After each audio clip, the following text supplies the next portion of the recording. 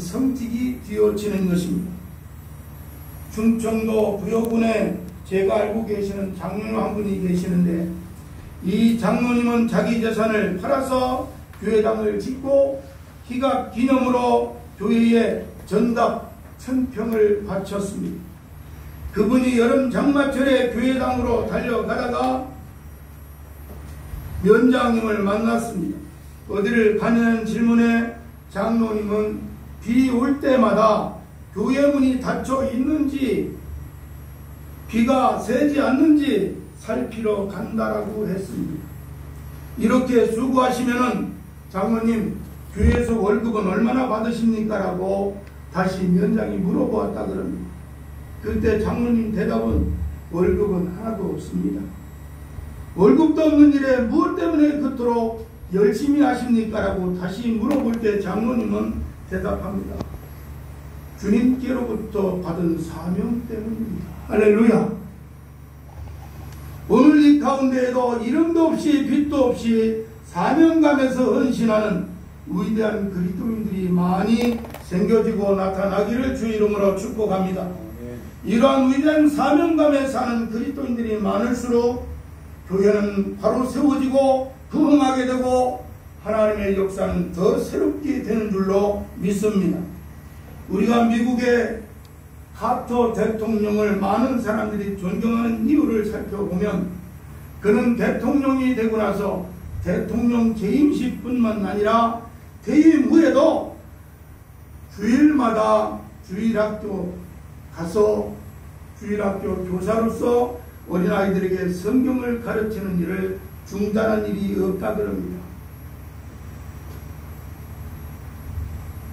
그래서 한 기자가 그를 방문했을 때에 초등학교 교사처럼 일일이 질문을 던지고 가르치고 있었습니다.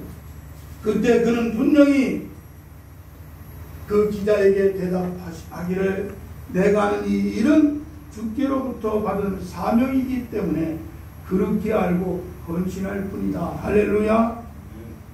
그렇기 때문에 그는 세상에 어떠한 직분을 받아도 주님께로부터 받은 사명으로 알고 최선을 다했다고 하는 것입니다.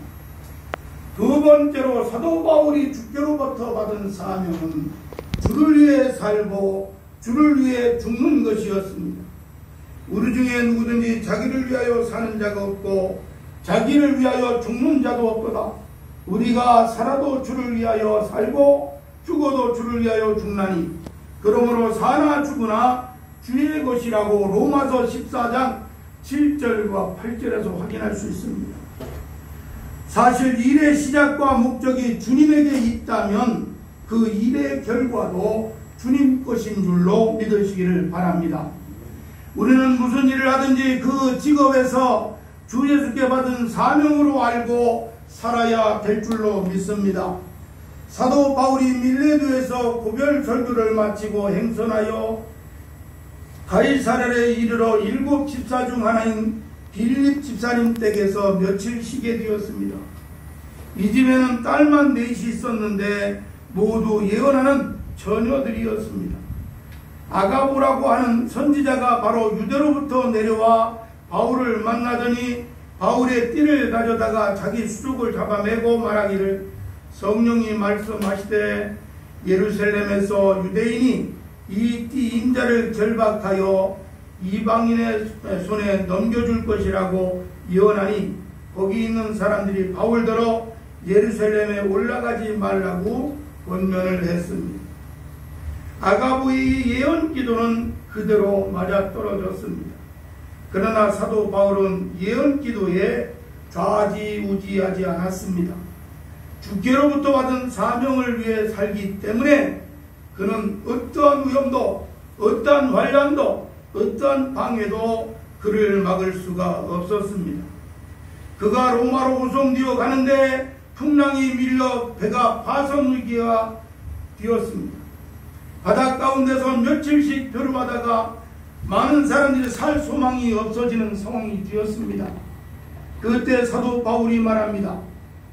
너희가 내 말을 듣고 떠나지 아니하면 좋을 뻔하였느니라. 그러나 이제는 안심하라. 너희 중 생명에는 아무 손상이 없을 것이다. 어젯밤 하나님이 천사를 내 곁에 와서 일러 주었다.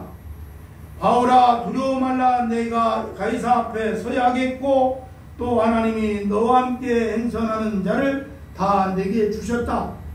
나는 하나님의 이 말씀하신 그대로 이루어질 줄을 확신한다라고 말하면서 그들을 위로했습니다. 이 말은 나는 반드시 로마까지 가야 하고 로마에 가서 가이사 앞에 서야 하고 가이사 앞에서 예수 그리스도를 증거해야 하기 때문에 가야 한다는 것입니다. 다시 말하면 사명 때문에 하나님이 나와 함께 하시고 사명 때문에 하나님이 나를 지켜주시고 사명 때문에 나와 함께하는 여러분도 생명을 하나님이 붙들어 주신다고 하는 분명한 위로와 확신의 고백이었던 것입니다. 사명 때문에 죽을 수 없는 몸, 사명 때문에 그 어떠한 것도 방해가 되지 않는 몸, 사명 때문에 가야 하는, 사명 때문에 살아야 하는 사도 바울의 이 위대한 사명감은 여러분이나 내가 다 본받아야 될 줄로 믿습니다. 우리나라 한국 교회사를 보면은 훌륭한 부흥사들이 많습니다. 그 중에는 길선두 목사님, 김익도 목사님, 이영도 목사님, 이성봉 목사님 같은 분들이 한국 교회의 자랑스러운 분들이라고 할 수 있습니다. 일찍이 이성봉 목사님은 1940년에서 50년대에 민족이 가장 어렵고 큰 일을 겪고 있을 당시에 하나님의 종이었습니다. 이 목사님에게는 병이 났었는데 기도해도 안 낫고 약을 먹어도 효용이 없고 이제 돌아가시는 상황에 놓이게 되었는데 그때 그분이 하신 기도를 잠시 소개하는 하나님, 이제 저는 죽게 될 모양인데 제가 죽으면 하나님은 손해입니다. 이는 사명감에 불타는 그 심정으로 하나님 앞에 부르짖던 그 심정이었을 것입니다. 지금 우리들 중에 내가 죽으면 하나님이 손해난다고 하는데 그런 확신을 가지고 사는 사람이 있다면 그는 사도 바울 묻지 못한, 사도 바울 묻지 않은 그런 사명자라고 믿습니다. 사실 내가 죽어도 하나님은 관심이 없으실 것입니다. 그렇게 생각하면 이성봉 목사님 같은 기도를 할 수가 없었을 것입니다. 그런데 이성봉 목사님의 신앙은 내가 아직은 이 땅에 할 일이 있는데 그런 확신에 찬 신앙으로 하나님 앞에 그렇게 기도했던 겁니다. 여러분들도 그런 믿음으로 사시길 주의 이름으로 부탁을 드립니다. 리빙스턴의 유명한 일화가 있습니다. 아프리카 대륙을 횡단하다가 야수에게 물려 쓰러지고 피 흘려 죽게 되는 상황에 직면했습니다. 함께 따르던 종이 선생님 여기서 죽으면 어찌하십니까 하고 울 때에 그 종을 향하여 울지 마라. 나는 결코 죽지 않는다.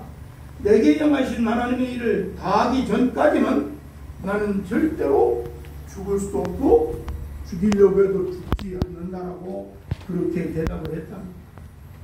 우리는 살 때도 사는 목적이 분명해야만 합니다.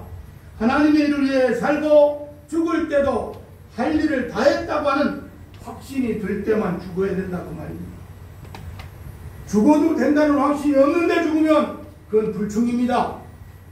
예수님은 사명감이 분명했습니다.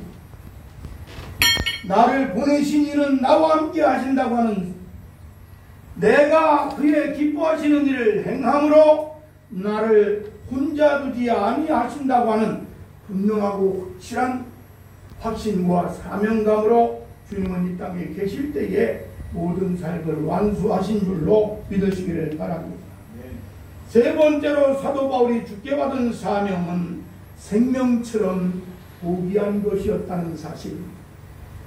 주께 받은 사명 곧 하나님의 은혜의 복음을 증거하는 일을 마치려면 나의 생명을 조금 더 귀한 것으로 여기지 아니하노라. 사명을 얼마나 고귀하게 생각했는지를 느끼게 하는 고백입니다. 일찍이 스펄전 목사님도 자기가 하는 일